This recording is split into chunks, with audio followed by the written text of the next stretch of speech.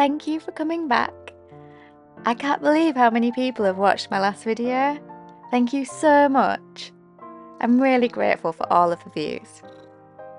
So in my last video, I made the little miniature bed. And in this video, I need to start furnishing it. So today, I am working on the miniature mattress and a little bed sheet. First of all, I had to fix this bit here because I knocked it off by accident.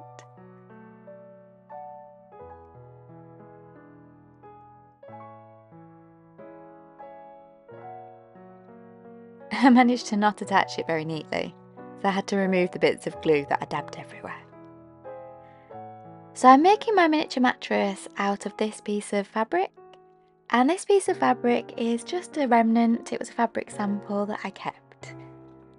And I started by making a paper template, which I then pinned onto this fabric, and I cut it out.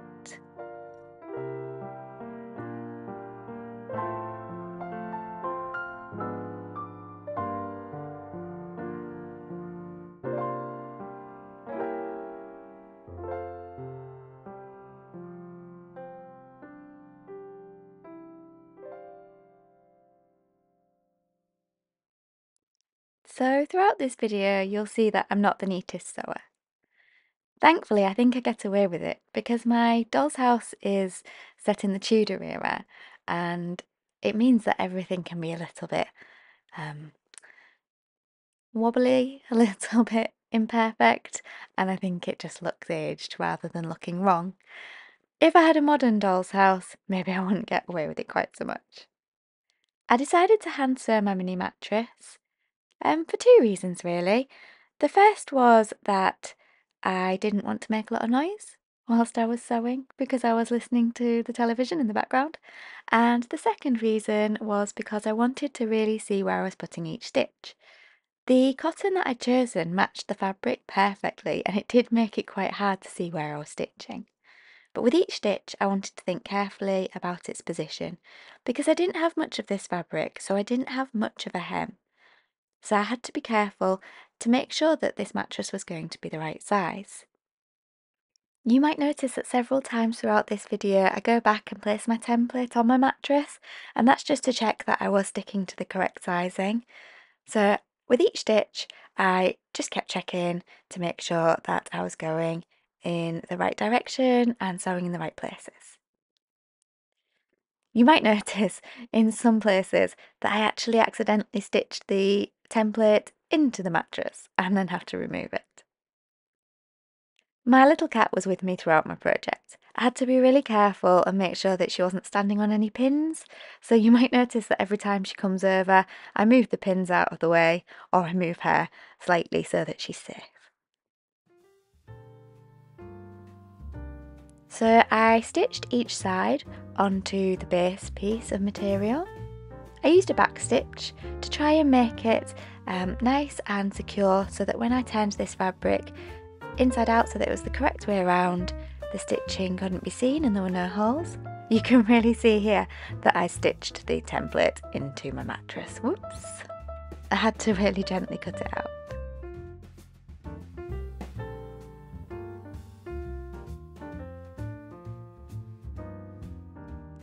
Now, this wadding is actually recycled wadding from HelloFresh packaging. Now obviously there are people watching from all different countries, which is amazing, so hello to everybody. But I don't know if HelloFresh delivers to every country, but basically it's a recipe box. I don't always get HelloFresh, but I decided to try it this week, and I kept the packaging and thought it would be ideal for cutting out and using for the stuffing inside the mattress. So again, you'll notice that I moved my cat's tail out of the way there because I was using my scissors, and she really likes the wadding. She finds it very comfy. So I cut a piece out to size, and it wasn't ready to go into the mattress just yet, but I just wanted to check that it was the correct size. I still have some paper sewn into the lining there.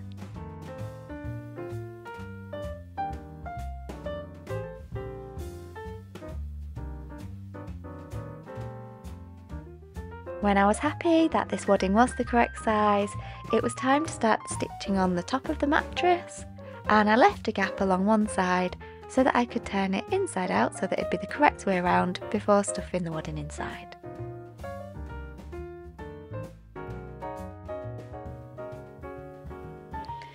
By the way, just on a side note, can you let me know in the comments please what the sound's like? Because I've been having some trouble with it and I'm really trying to make the sound better in my videos, but is there too much music? Is the volume too loud, too low? Please let me know.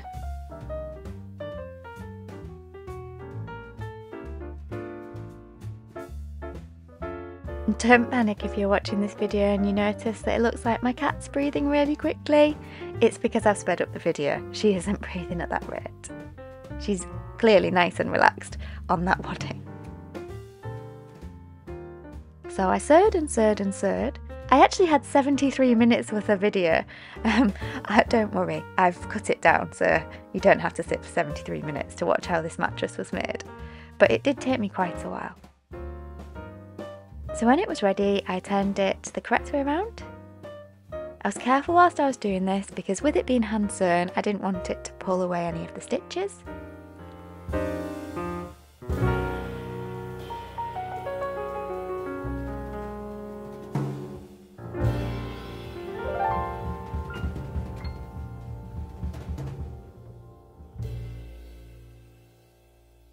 And this is what it looked like. I carefully removed these bits of paper that were stitched in. And then I popped the wadding inside.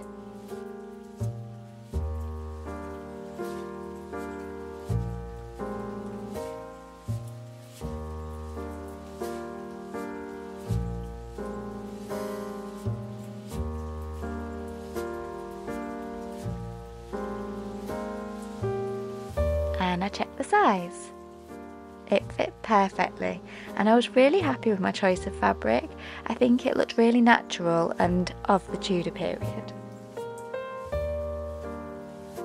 Now it was time to stitch the end up, and of course I needed to be really careful and fold the edges under and try and do invisible stitching.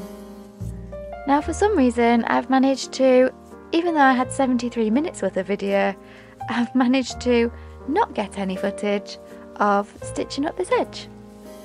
So you'll just have to believe me, I did stitch up. Maybe I didn't get the footage because I was too busy filming my cat. But look how cute her little paws are. She has such white socks. So once it was stitched up, I put it back on the bed just to make sure that it was still the correct size. And then I just sort of gently patted down the wadding inside and stretched it out a little bit to make sure that it was sitting correctly and didn't look quite so bumpy.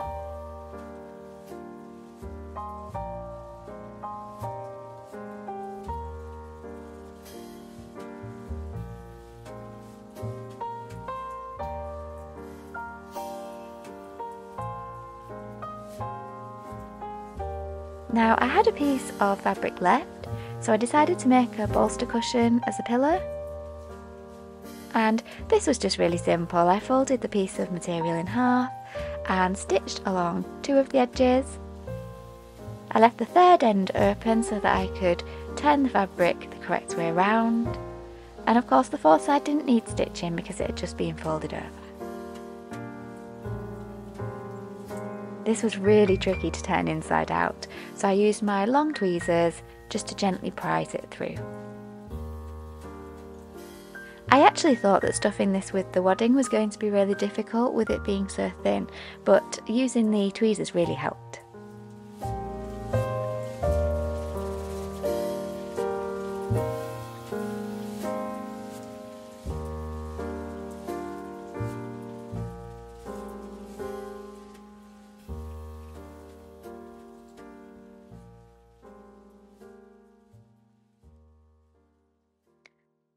When it was time to sew the end up, I'm not too happy with the neatness of it.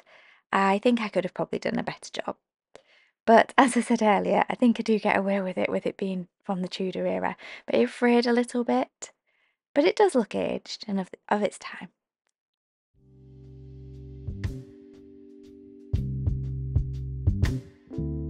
So as you can see here, there was a frayed edge and I just tried pushing it in a little just to try and neaten it off.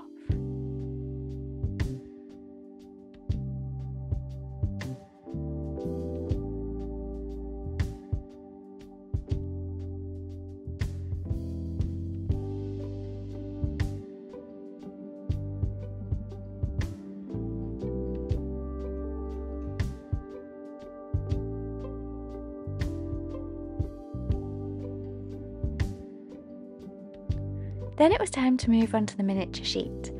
I had this tiny piece of fabric which I think I'd picked up at the York Dolls House fair, not the last time I went but maybe the time before, and I've been saving it to use. So my mum and I had a little look at it. We tried it out in different positions to try and work out how it should lay on the bed. We liked the look of it with it doubled over at the end, at the top, but we weren't sure if that looked a little too modern. What do you think? I had a look at this miniature trim as well to decide whether I should line it, but in the end I decided that actually this gold looked a little too on it for this bed. I like the fact that it's all kind of natural thick fabrics. I feel like it would be more woolen throws on this bed. And then this white trim you couldn't really see. I felt like it camouflaged into the fabric, so I decided not to use that either. Instead, what I did was I trimmed down the edges of this fabric because it had been cut with zigzag scissors, and I decided to straighten it off a little bit. And then I deliberately frayed the edges.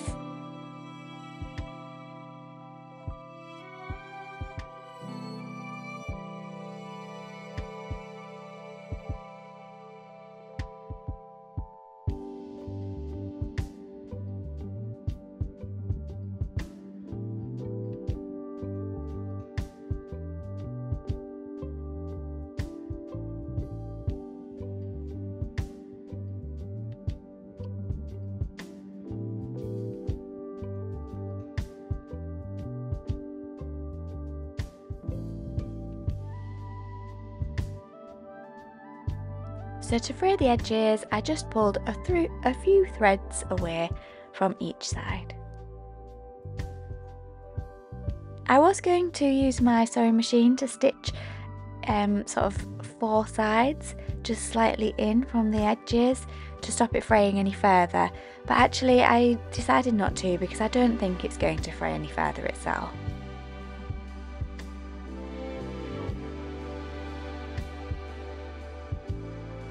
I then thought about which way around I wanted the fabric to be, and I folded it into position. I made the decision to just double it over like this. I felt like folding over the top end was too modern, but I don't know if I've made the right decision there.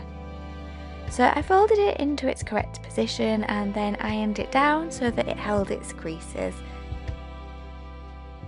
In a previous video it has been suggested to me to use tin foil inside to help it hold its position, which is a great idea, but I found that the iron held the position perfectly, it held the creases where I wanted them, so I stuck with this method instead.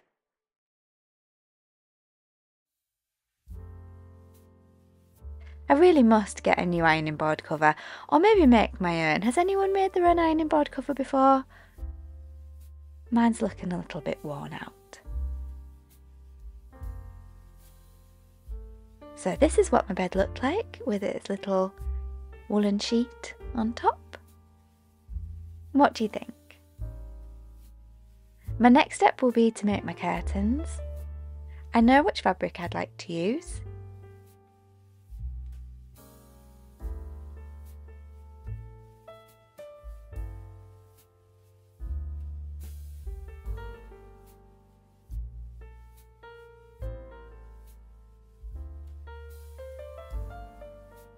So I've chosen this fabric for my curtains, but I've not started them yet because I would like your help, please. I don't know whether I should just make a folded edge to go over the curtain poles that are at the top of the bed frame, or whether I should use some hoops, maybe use some jewellery findings to make the hoops so that it runs along on the rail. I'm not really sure what would be true to the era, so any advice would be greatly appreciated. And thank you so much for watching. please do let me know what you think. I think it's starting to take shape and I hope you like it. Thank you again, and please do leave a comment or a like, and I try to get back to everybody that leaves a message. So I will see you soon, and yeah, thank you.